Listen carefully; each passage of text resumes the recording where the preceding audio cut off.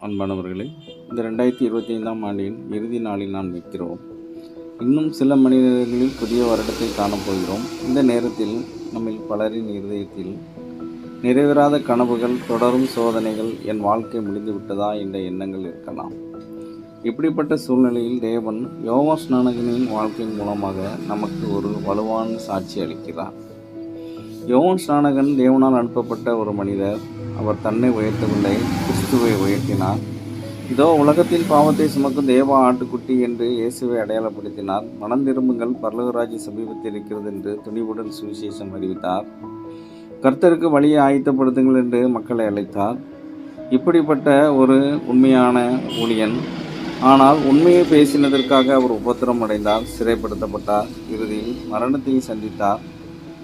உலகம் பார்த்தது அவரை தோல்வி, தேவன் பார்த்தது மகிமை. ஏனென்றால் இயேசு சொன்னார், சிறுவிடத்தில் பிறந்தவர்களில் யோவானை விட பெரியவன் ஒருவரும் இல்லை என்று. அருமையானவர்களே, இந்த வருடத்தை முடித்து புதிய வருடத்திற்குள் அடியெடுத்து வைக்கும் நீங்கள் நினைவில் கொள்ளுங்கள், உபத்திரவும் வீணல்ல, மகிமை நிச்சயம். நாம் கற்றுக்கொள்ள வேண்டியது இதுதான்: உண்மை, தாழ்மை, விசுவாசம், நம்பிக்கை, அன்பு. நான் குறைய வேண்டும், அவர் பெருக வேண்டும் என்ற மனநிலையோடு வாழ்வோம். அப்போஸ்தலன் சொன்னது போல், இக்காலத்து பாடுகள் வரப்போகிற மகிமைக்கு பொருத்தமானவைகள் அல்ல என்ற விசுவாசத்தோடு தொடர்ந்து பயணிப்போம்.